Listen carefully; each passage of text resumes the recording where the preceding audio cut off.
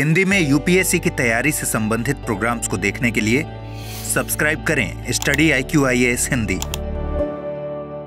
नमस्कार, बहुत बहुत स्वागत है आप सभी का स्टडी IQ IAS के आज के इस सेशन में। मेरा नाम है अतुल जैन और आज मैं आपके साथ चर्चा करूंगा एक बड़ी इंटरेस्टिंग इवेंट की, एक बड़ी महत्वपूर्ण घटना की, जिसने सारी दुनिया में हमें ऐसे विजुअल्स दिखाए, ऐसे दृश्य दिखाए जो शायद हमने कभी देखे नहीं होंगे।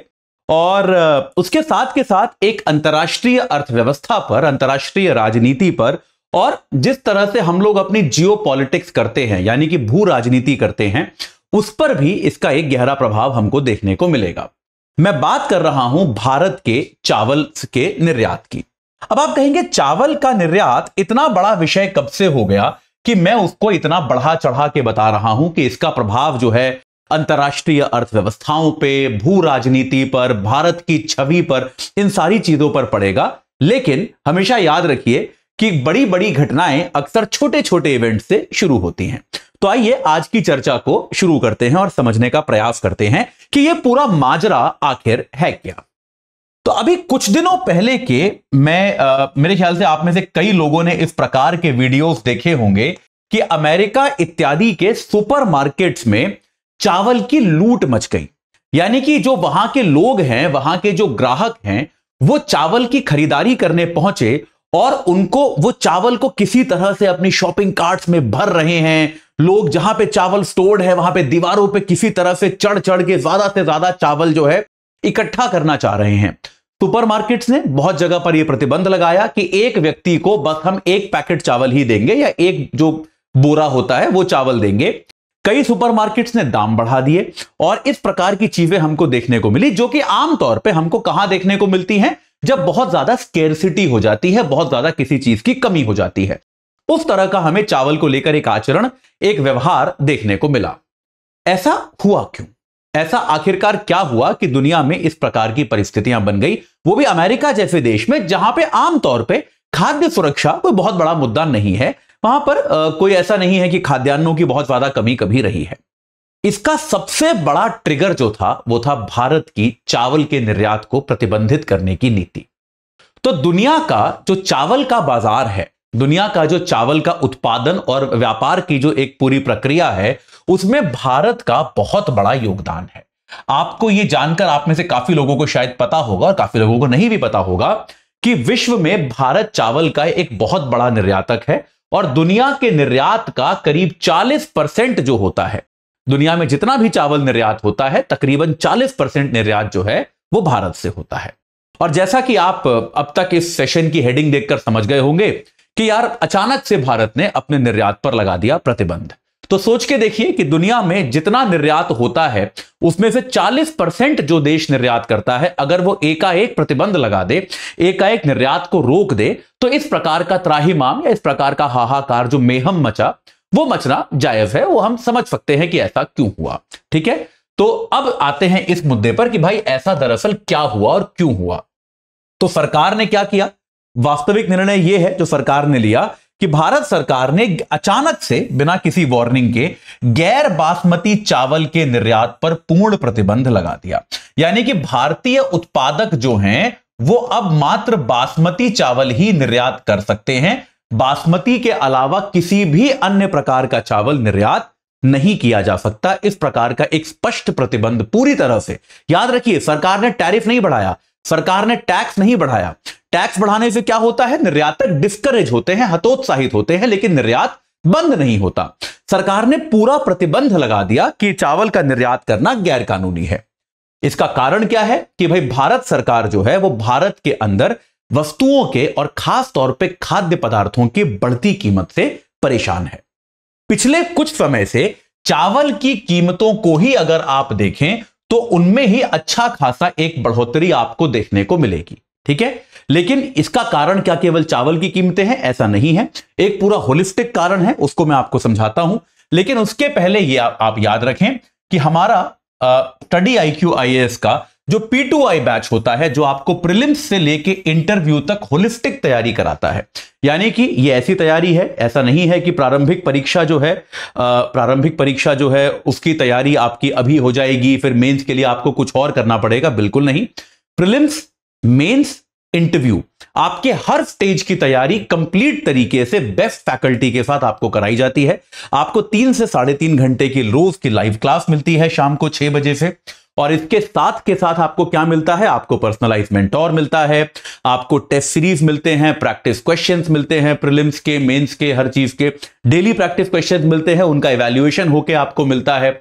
आपको कहीं भी test series, answer writing series join करने की आवश्यकता नहीं पड़ेगी। आपको पूरे करिकुलम की कवरेज यहां पे कराई जाएगी, और अगर आप प्री क्लियर करते हैं तो आपको दिल्ली बुलाया जाएगा। ये रेसिडेंशियल प्रोग्राम है, आपको दिल्ली में रखा जाएगा, और उसके लिए आपसे कोई एक्स्ट्रा फीस नहीं ली जाएगी। आपका रहना, खाना, जो भी आपका खर्चा दिल्ली में होगा वो सारा कंपनी बेयर करेगी। और आपको मेंस की जो एक हार्ड कोर तैयारी होती है, क्योंकि मेंस की तैयारी में प्रीलिम्स की तैयारी की तुलना में कहीं ज्यादा मेहनत लगती है, कहीं ज्यादा प्रैक्टिस और कॉन्सेप्चुअल क्लैरिटी लगती है, तो वो तैयारी आपको अलग से बहुत ही स्पेशल तरीके से कराई जाएगी। इंटरव्यू के लिए भी आपका डीएएफ एनालिसिस, मॉक इंटरव्यू, सब कुछ आपका इसमें इंक्लूडेड है। और ये सब आपको मिल सकता है अगर आप एजे लाइव कोड लगाएंगे, जो कि मेरे नाम पे आधारित है। ये सब आपको 29,999 रुपए में मिल सकता है। याद रखिए, लास्ट डेट 31 जुलाई है, ज्यादा दूर नहीं है। बैच स्टार्ट हो चुका है, तो याद रखिएगा, इससे आप हिंदी में भी ले सकते हैं, इससे आप बाइलिंगुअल मीडियम में भी ले सकते हैं, और आप इससे इंग्लिश मीडियम में भी जुड़ सकते हैं। तो आप अगर अभी तक नहीं जुड़े हैं, और अगर आप अपने तैयारी को ज्यादा ऑर्गेनाइज्ड करना चाहते हैं, तो आप P2I बैच से आज ही जुड़िए। ठीक है, चलिए वापस चलते हैं अपने डिस्कशन पर। तो यार, भारत में कीमतें बढ़ी, यह बात हमको पता है कि भाई भारत में कीमतें बढ़ी, जिससे भारत सरकार है परेशान। क्योंकि मैं आपको पहले भी, अगर आप मेरे इकोनॉमिक्स के लेक्चर्स देखते हैं तो मैंने आपको पहले भी बताया है कि आमतौर पे भारत की जनता जो है वो इकोनॉमिक कॉन्सेप्ट्स पर वोट नहीं देती। मतलब वो आर्थिक मुद्दे जो हैं भारत में राजनीतिक नहीं बनते। लेकिन महंगाई एक ऐसा मुद्दा है जो आर्थिक है और साथ के साथ बेहद राजनीतिक भी है। महंगाई के मुद्दे पर देश में सरकारें गई हैं, उसका राजनीतिक प्रभाव आपको बहुत ज्यादा देखने को मिलता है। तो भारत में इस समय जो आप देखेंगे, खाद्य पदार्थों की कीमतें हैं वो आसमान छू रही हैं। टमाटर की कीमत हम सभी जानते हैं कहां पहुंच चुकी है, हालांकि उसका एक सीजनल कारण है, लेकिन तब भी इस बार कीमतें जो बहुत ही अजीबोगरीब चल रही हैं, उसका कारण क्या है? इस बार हमारे यहां जो मॉनसून है वो बड़ा अनप्रेडिक्टेबल तरीके से काम कर रहा है। आमतौर पे भारत में बारिश का एक पैटर्न होता है कि कब बारिश होती है, कहां बारिश होती है और कितनी बारिश होती है, आप इसका अनुमान लगा सकते हो। इस साल की बारिश को देखकर क्या आप लोग अनुमान लगा पा रहे हैं? जिन जगहों पर कभी बाढ़ नहीं आती वहां बाढ़ आ गई, पूरे उत्तर भारत में बाढ़ आ गई, हमने देखा। जिन जगहों पर बहुत ज्यादा बारिश होती है, जिस समय उस समय नहीं हुई, बाद में हुई। और ऐसा नहीं है कि पूरे भारत में एक रूपता से ज्यादा बारिश हो रही है। आप देखेंगे कि उत्तर भारत में अत्यधिक बारिश है, वहीं दक्षिण भारत और पूर्वी भारत जो है वहां पर अभी बारिश उतनी ज्यादा हुई नहीं है, वहां पर अभी तक सूखे के आसार धीरे धीरे बनने लगे हैं। तो आपका जो मानसून है वो अविश्वसनीय है। कहीं पर बहुत ज्यादा बारिश हो रही है, यह बहुत ज्यादा बारिश भी फसलों के लिए नुकसानदायक है, किसान इसकी अपेक्षा नहीं कर रहा था। और जहां कम बारिश है वहां से भी फसलों को नुकसान हो रहा है। तो हमारी बेचारी फसलें जो हैं वो दोनों तरफ से मारी जा रही हैं, वो दोनों तरफ से उनको घाटा हो रहा है, दोनों तरफ से उनकी यील्ड जो है, उनकी उत्पादकता जो है वो कम हो रही है, ज्यादा बारिश से भी और कम बारिश से भी। तो इसके कारण क्या हो गया है कि न केवल चावल बल्कि जो अन्य खाद्य पदार्थ हैं, जिसमें गेहूं भी आ सकता है, जिसमें सब्जियां भी आ सकती हैं, जिसमें खाने पीने का जनरल जो सामान होता है, उन सबके दामों में आपको इस समय वृद्धि देखने को मिल रही है। यह बात क्लियर है? हम सभी ने, अगर आप अपने घर के लिए शॉपिंग करते हैं, सामान खरीदते हैं, तो आपने महसूस किया होगा कि किचन का जो खर्चा है वो बढ़ गया है। ये आप, अगर आप खुद मैनेज नहीं करते तो आपके घर में जो भी किचन मैनेज करते हैं, आप उनसे एक बार पूछ के देखिए, वो आपको बताएंगे कि हाँ यार, किचन का जो खर्चा है पिछले महीने भर में सिग्निफिकेंटली बढ़ा है। अच्छा 30, 40, 50% की हाइक आपको उसमें देखने को मिली है। ठीक है, अब क्या है, ये चीज जो होती है ये थोड़ी संवेदनशील चीज होती है। इसके अलावा क्या हुआ, गेहूं की फसल भी आशा से कम रही है। गेहूं की फसल जो है भारत में हुई है, वो इस बार जो हमारी रबी की फसल हुई थी वो भी आशा से थोड़ी कम थी, जितनी हम अपेक्षा कर रहे थे उतनी नहीं हुई। दामों में 10% तक की वृद्धि हुई है गेहूं के भी इस बार। उसका भी कारण यह था कि अगर आप रबी का टाइम भी देखें तो सर्दी बहुत अच्छी पड़ी, लेकिन अचानक से एक दिन चली गई, तो गेहूं को भी फसल को पूरी तरह से मैच्योर होने का वक्त इस बार नहीं मिला। तो पर्यावरणीय कारणों से आपकी गेहूं की फसल भी जो है उसको भी घाटा आपको देखने को मिला। तो बहुत कम सरकार ऐसा करती है, लेकिन सरकार ने इस बार गेहूं के लिए भी ऐसा किया कि गेहूं को भी, जो व्यापारी है वो कितना गेहूं स्टोर कर सकता है, उस पर सीमा बनाई ताकि गेहूं की कीमतें भी बहुत ज्यादा ना बढ़ने पाए। तो सरकार ने क्लियर किया कि यार खाद्यान्नों की कीमत जो है हम एक सीमा से ऊपर नहीं जाने देंगे, यह सरकार ने स्पष्ट किया। आमतौर पे सरकार शायद ऐसा होने भी देती, लेकिन हम जानते हैं कि यार क्योंकि अगर मान लीजिए केवल चावल के दाम बढ़ रहे होते तो सरकार को लगता है कि ठीक है, चलिए कोई ऐसी बात नहीं है, केवल चावल के दाम बढ़ रहे हैं, बाकी सारी चीजों के दाम तो नॉर्मल है। लेकिन अभी क्या हो रहा है, हर चीज के दाम बढ़ रहे हैं। तो सरकार जो है वो इस बात को लेकर बड़ी कॉन्शियस है, इस बात को लेकर बड़ी सचेत है कि अगर हर चीज के दाम बढ़ गए तो लोगों का जो घरेलू बजट है वो हाथ के बाहर निकल जाएगा। और ये एक समस्याप्रद चीज है। अगर आप चुनाव छोड़ भी दे तो भी किसी भी अर्थव्यवस्था के लिए ये कोई बहुत अच्छा संकेत नहीं होता कि आपके देश के लोगों का घरेलू बजट जो है वो डामाडोल हो गया है, वो समस्या में चला गया है। ये कोई बहुत अच्छा संकेत नहीं माना जाता। ठीक है, क्योंकि अगर मैं एक अर्थव्यवस्था के टीचर की तरह बताऊं आपको तो यार उससे क्या होता है, आपके आर्थिक पूरी प्रगति में भी बाधा पड़ती है। लोगों के घरों का खर्च बढ़ गया, लोगों के पास जो स्पेयर कैश है, जो अतिरिक्त पैसा है वो कम है। अतिरिक्त पैसा अगर कम है तो आपकी अर्थव्यवस्था में जो घरेलू मांग है वो कम हो जाती है। और मैं आपको पहले कई बार यह पढ़ा चुका हूं, यह बात एकदम कहीं लिख कर रख लीजिए कि हम अपनी अर्थव्यवस्था को, जो हम बार बार कहते हैं ना कि Indian economy has very strong fundamentals, यह आपने सुना होगा। कई बार हमारे वित्त मंत्री कहते रहते हैं कि भाई दुनिया भर में संकट आएगा पर हम पे ज्यादा असर नहीं पड़ेगा उसका। क्यों? वो कहते हैं कि हमारे फंडामेंटल्स बड़े स्ट्रांग हैं। बेटा वो स्ट्रांग फंडामेंटल जो है वो क्या है, वो और कुछ नहीं है, वो घरेलू मांग है। कि हमारे देश की बड़ी आबादी है और इस बड़ी आबादी के पास जब तक इनके मांग है, जब तक ये इस आबादी के पास परचेजिंग पावर है, क्रय शक्ति है, तब तक हमारी अर्थव्यवस्था का इंजन जो है वो चलता रहेगा। यह सबसे बड़ा फैक्टर है। तो इसीलिए सरकारें हमेशा इस बात को लेकर सचेत होती हैं कि यार हमारी जो घरेलू मांग है ये ना घटने पाए। अगर आपका सारा पैसा आपकी रसोई में ही लग गया तो भाई आप क्या खरीदोगे बाजार से? कुछ भी नहीं खरीद पाओगे ना। तो आपकी घरेलू मांग में भी कमी आएगी। इसको लेकर भी सरकार हमेशा सचेत रहती है। ठीक है, तो अब क्या है, तो यह तो हुई भारत की कहानी कि भाई इस कारण से भारत सरकार ने कहा कि यार हमको चावल अपने यहां रखने की आवश्यकता है। हमारे देश की जो घरेलू आवश्यकताएं हैं उनकी पूर्ति के लिए हमको चावल चाहिए। तो हम चावल के निर्यात को नहीं होने देंगे, चावल के निर्यात को हम रोकेंगे। हम चावल के निर्यात को हमने लगा दिया, उस पर हमने लगा दिया पूरा सीधा सीधा प्रतिबंध। यह हो गई सीधी सीधी बात। इसके अलावा दुनिया में अभी खाद्य सुरक्षा की स्थिति वैसे ही बड़ी गड़बड़ है। ऐसा क्यों हो रहा है? क्योंकि भाई अभी चल रहा है रूस और यूक्रेन का युद्ध और दुनिया में बहुत सारे खाद्यान्नों का जो निर्यातक होता था वो होता था यूक्रेन।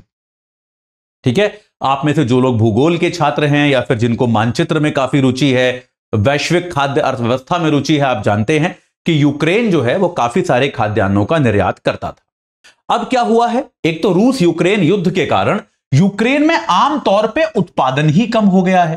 भाई एक कारण तो यह है कि यार जब जिस देश में यार युद्ध चल रहा होगा वहां क्या खेती बाड़ी होगी, वहां के किसान क्या उत्पादन करेंगे? भाई सीधी बात है ना, बम गिर रहे हैं ऊपर से यार। आप क्या, आपके देश में अब सारा फोकस उधर ही है कि यार युद्ध लड़ना है, युद्ध जीतना है, अपने देश को बचाना है, तो आप क्या वहां पे कृषि करोगे? एक तो उत्पादन कम हो गया, 30 से 40% तक यूक्रेन में उत्पादन में गिरावट आई है। दूसरी चीज, यूक्रेन में अगर उत्पादन हो भी रहा है तो यूक्रेन उसका निर्यात नहीं कर पा रहा क्योंकि यूक्रेन की सरहद पे युद्ध चल रहा है। तो उसके लिए दुनिया के कई देशों ने साथ मिलकर एक ब्लैक सी इनिशिएटिव चालू किया था। ब्लैक सी इनिशिएटिव क्या था ये मैं आपको बता देता हूं। ब्लैक सी इनिशिएटिव बेटा ये था, ठीक है। ब्लैक सी इनिशिएटिव क्या था कि ये जो है आप देख सकते हो, ये टर्की है, ये आपका यूक्रेन है, ये आपका रशिया है, ठीक है, ये यूक्रेन का विवादित क्षेत्र है। तो ये जो आपको ये चेकर्ड दिख रहा है ये ब्लैक सी है, जो आपको व्हाइट कलर का दिख रहा होगा ये आपका ब्लैक सी है। तो भाई यूक्रेन क्या करता था, इस ब्लैक सी के अक्रॉस, इस ब्लैक सी के पार यहां पे इस्तांबुल यानी कि टर्की तक अपने खाद्यान्न भेजता था। तो ब्लैक सी इनिशिएटिव क्या था कि रशिया से यह वादा लिया गया, रूस से वादा लिया गया कि आप यार आपका युद्ध चल रहा है, कोई बात नहीं, आप करते रहो युद्ध, कोई तकलीफ नहीं है, आपकी प्रॉब्लम है, उसको भी हम सुलझाएंगे अलग से, लेकिन कम से कम ये जो 3 बंदरगाह हैं, ये जो 3 पोर्ट्स हैं, इनसे जो खाद्यान्न का निर्यात हो रहा है ये दुनिया के लिए बहुत जरूरी है। तो आप ये होने दो बस, तो आप इनको मत टच करो, बाकी आपको जो करना है करो। और रशिया इसके लिए मान गया। रशिया ने कहा ठीक है भाई हम ये कर देंगे। रशिया ने भी कहा ठीक है बाकी जगह हम युद्ध करेंगे, लेकिन ये जो 3 बंदरगाह हैं, 3 जो पोर्ट्स हैं, इनको हम टच नहीं करेंगे। यहां से आपको जो खाद्यान्न वाद्यान्न का निर्यात करना हो आप कर लो। तो दुनिया ने अपनी खाद्य सुरक्षा के लिए टर्की और यूएन ने मिलकर यह ब्लैक सी इनिशिएटिव साइन कराया। लेकिन जब युद्ध बढ़ा, युद्ध में जब यूक्रेन को क्लस्टर बम दिए अमेरिका ने, तो भाई रशिया का गुस्सा भड़का और रशिया ने क्या किया, ये जो ओडेसा शहर है इनमें से एक बंदरगाह, यहां पर रशिया ने बमबारी कर दी। यानी कि ब्लैक सी इनिशिएटिव भी जो है रशिया ने उसका उल्लंघन कर दिया।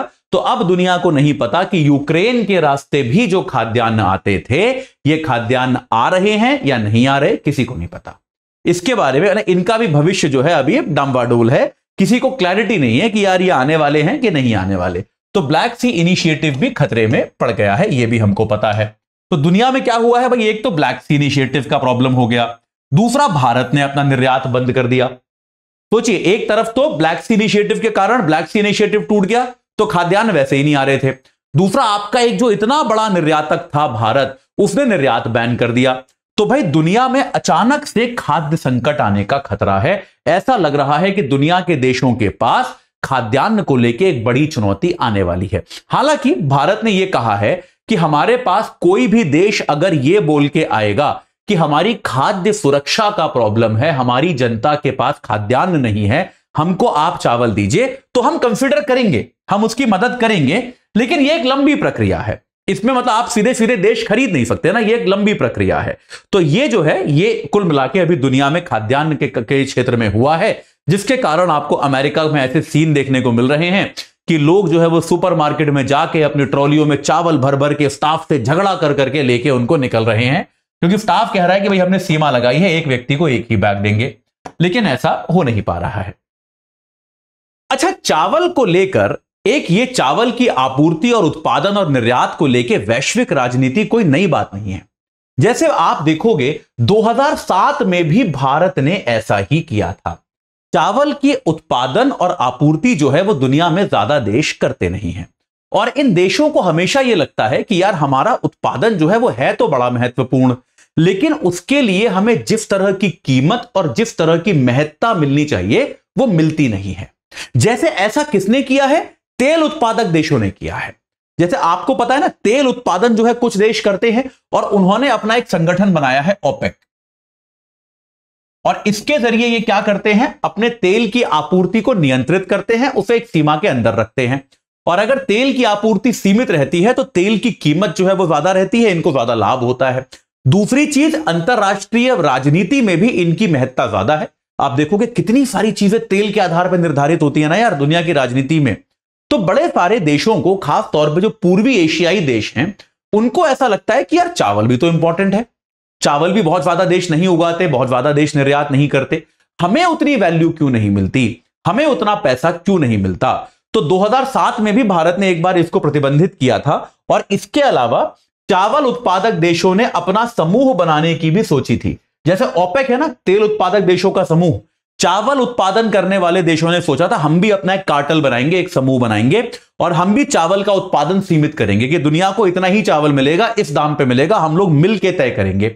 लेकिन मटेरियलाइज नहीं हो पाया। लेकिन सोचिए, इस खबर से कि ऐसा होने वाला है, फिलीपींस जैसे देश जो है वो इतने घबरा गए थे कि फिलीपींस के नेता टेलीविजन पे आके लोगों से आग्रह कर रहे थे कि भाई चावल मत खाओ कुछ दिन, कृपया अपने डाइट में चेंज करो, चावल खाना कम कर दो।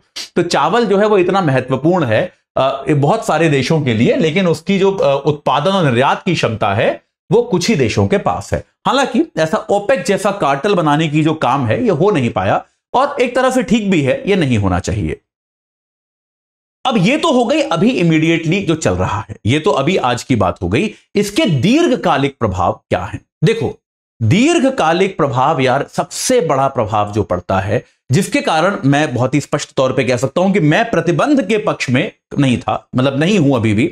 भारत की एक जो विश्वसनीयता है वो विश्वसनीयता प्रभावित होती है। कि देखिए, मैं आपको एक समझाता हूं कि यार मान लो मैं आपसे ही कोई सामान खरीदता हूं, ठीक है। जैसे मान लो यूपीएससी की तैयारी के लिए आप हमारे से ही कुछ कोर्स खरीदते हैं, आप हमारे से खरीद रहे हैं, आप हम पे भरोसा कर रहे हैं कि हाँ ये लोग तो पढ़ा देंगे, ये कर देंगे, ये करा देंगे, मैं इनका कोर्स खरीदूंगा, मुझे इनका चैनल अच्छा लगता है। फिर सडनली मैं आपको बोलूं कि नहीं यार सॉरी मैं अब तो नहीं पढ़ाता, अब आप कहीं और से ले लो, तो इससे क्या होगा, हमारे चैनल की विश्वसनीयता कम होगी। हालांकि हमारा अधिकार है, हम चाहें तो पढ़ाएं चाहे ना पढ़ाएं। तो वही भारत के साथ है कि बहुत सारे देश ऐसे हैं जो भारत के साथ व्यापार पे बैंक करते हैं कि यार भारत से हम मंगा लेंगे, हमारे देश की आपूर्ति पूरी हो जाएगी, भारत के साथ हमारे संबंध अच्छे हैं, कोई दिक्कत नहीं है। अब हो सकता है भारत, जो भी कारण रहा हो, भारत ने निर्यात बैन किया, भारत की निर्यात विश्वसनीयता तो प्रभावित हो ही गई। इन देशों को ऐसा लगेगा कि यार भारत जो है ना वो ट्रस्टवर्दी नहीं है, भारत पे आप आगे भरोसा नहीं करते, इनका जब दिल करता है ये बैन लगा देते हैं। तो ये प्रॉब्लम है। ये लोग हो सकता है ट्रेड के लिए अब दूसरा पार्टनर ढूंढना शुरू करें कि यार भारत जो है ये बहुत एक सही पार्टनर है नहीं। तो अंतर्राष्ट्रीय स्तर पे भारत अपनी एक जिस तरह की छवि बनाना चाहता है वो छवि जो है वो नहीं बन पाएगी, क्योंकि हम अब तो आई थिंक बहुत खुल के ही कहते हैं कि हम एक अंतर्राष्ट्रीय नेतृत्व वाली पोजीशन चाहते हैं। भारत ने एकदम क्लियर कर दिया है, हम रुपए का अंतर्राष्ट्रीयकरण कर रहे हैं, हम लोग हर जगह जाके लीडरशिप पोजीशन चाहते हैं, ये हमने क्लियर कर दिया है कि यार हम दुनिया में नेतृत्व चाहते हैं। अब हम एक फॉलोअर देश नहीं बनेंगे, हम लीडर देश बनना चाहते हैं। तो यार लीडर देश जो होता है वो सबको साथ लेके चलने की कोशिश करता है और उसकी विश्वसनीयता ऊंची होती है। तो भारत की एक निर्यात विश्वसनीयता इससे प्रभावित होती है, इसमें कोई शक है नहीं कि देश जो है भारत के साथ आगे इस तरह की डील, इस तरह के समझौते करने के पहले एक बार सोचेंगे जरूर कि यार हम विश्वसनीय हैं भी या नहीं है। ये एक इंपॉर्टेंट बात है। इसका भारत की छवि को, भारत की क्रेडिबिलिटी को नुकसान निश्चित तौर पे पहुंचेगा। अच्छा, इसके अलावा कुछ अर्थशास्त्री ऐसे भी हैं, जैसे मैं एक अशोक गुलाटी साहब का एक आर्टिकल पढ़ रहा था, बड़े जाने माने अर्थशास्त्री हैं, वो ये कह रहे हैं कि यार हमको इतना चावल जमा करने की जरूरत है ही नहीं। अशोक गुलाटी साहब कह रहे हैं कि ये बड़ी पुरानी सोच है कि अचानक से कीमत बढ़ी तो हम अपना स्टॉक बढ़ा दें। अरे यार इतना चावल नहीं चाहिए हमको, जितना चावल हमको चाहिए उससे ज्यादा का हम जमावड़ा ऑलरेडी कर चुके हैं। अब हमको ज्यादा से ज्यादा हम ये कर सकते हैं कि जिन देशों से हमारे अच्छे संबंध हैं हम कम से कम उनके लिए निर्यात खोल दें, या फिर हम निर्यात पे टैरिफ बढ़ा दें कि भाई निर्यात को थोड़ा महंगा कर दे। पूरी तरह से प्रतिबंधित करने लायक क्राइसिस हमारे यहां अभी नहीं है। तो इसको लेके आमतौर पर यह कहा जा रहा है, जो कॉमन जो एक विजडम है वो ये है कि यार अभी जो ये साल चल रहा है 2023 का सेकेंड हाफ आ गया है, 2024 के फर्स्ट हाफ में लोकसभा चुनाव है, आम चुनाव है। इस वर्ष में भी कई सारे महत्वपूर्ण विधानसभा चुनाव हैं। छत्तीसगढ़ में होगा, राजस्थान में होगा, मध्य प्रदेश में होगा। 3 बड़े राज्यों में विधानसभा चुनाव होने वाले हैं और अगले साल, मतलब 1 साल से भी कम समय अब रह गया है, कुछ महीने रह गए हैं लोकसभा चुनाव में। तो सरकार इस तरह का जोखिम बिल्कुल भी नहीं उठाना चाहती है कि लोगों का किचन का बजट बिगड़ जाए, क्योंकि भारत की जनता बाकी बहुत कुछ माफ कर देती है, किचन की महंगाई जो है लंबे समय तक माफ नहीं करती। बहुत सारी सरकारें इसके लिए गई हैं। तो आम तौर पे सरकार का ये क्लियर है कि ये महत्वपूर्ण साल में सरकार कोई खतरा नहीं उठाना चाहती। तो अतिरिक्त स्टॉकिंग करके भी सरकार ये सुनिश्चित करना चाहती है कि यार हमारे पास जो भंडारण है वो पर्याप्त रहे, उसमें किसी प्रकार की कमी ना होने पाए। तो लगता ऐसा है अभी तक कि आने वाले कुछ महीनों में, जब तक ये हमारी अगली फसल नहीं आ जाएगी, जब तक बाकी खाद्य पदार्थों के दाम, क्योंकि सब्जियों के जो दाम बढ़े हैं वो सीजनल है यार, इस समय दाम बढ़ते हैं। अगले महीने अगस्त आते आते दाम थोड़े घटने शुरू हो जाएंगे, 15 अगस्त के आसपास। ये होता है, सीजनल पैटर्न है, हर साल होता है। तो जब तक वो दाम कम नहीं होते, मेरे ख्याल से सरकार इसमें ज्यादा छूट नहीं देने वाली। तो इस तरह का जो संकट है वो निश्चित तौर पे हमको देखना पड़ सकता है, ये और आगे बढ़ सकता है। ठीक है, तो भाई ये थी एक छोटी सी चर्चा हमारे अभी हमारे चावल के निर्यात पर, कि चावल के निर्यात पर हमने जो प्रतिबंध लगाया है और उससे क्या प्रभाव पड़ सकता है शॉर्ट टर्म में और लॉन्ग टर्म में, यह आपको मैंने आज बताया। मैं आपको फिर बता दूं कि देखिए, इकोनॉमिक्स या कोई भी सब्जेक्ट जो होता है उसमें बहुत सारे डीप कोर कॉन्सेप्ट्स होते हैं। अगर आप उनको पढ़े बिना सुपरफिशियली पढ़ते हो, ऊपर ऊपर से पढ़ते हो, तो चीजें आपको ठीक से समझ में नहीं आती और आपको उन्हें रटना पड़ता है।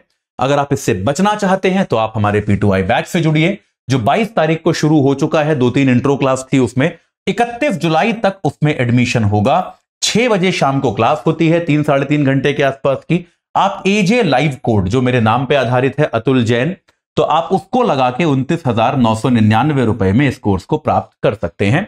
यह आपकी प्रारंभिक परीक्षा से लेके साक्षात्कार तक, यानी कि प्रीलिम्स से लेके इंटरव्यू तक पूरी तैयारी, यानी कि अगर आपने एक बार ये कोर्स लिया तो आपको और कुछ भी लेने की कोई आवश्यकता किसी भी तरह से नहीं होगी। यानी कि ये आपका कंप्लीट तैयारी, आपकी प्री की तैयारी, आपकी मेंस की तैयारी, आपकी इंटरव्यू की तैयारी, सब कुछ, everything will be taken care of in this course.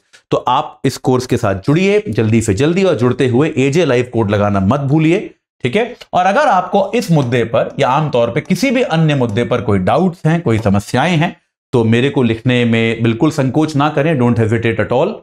मेरा टेलीग्राम चैनल है अतुल जैन UPSC गाइडेंस, आप इससे जुड़ सकते हैं। इस क्लास की और जो भी क्लासेस में लेता हूं उनकी प्रेजेंटेशन इसी पर आती है। atul_UPSC मेरा इंस्टाग्राम हैंडल है, atul.jain@studyiq.com मेरा ईमेल ID है। तो इन तरीकों से आप मेरे साथ जुड़ सकते हैं, संपर्क कर सकते हैं।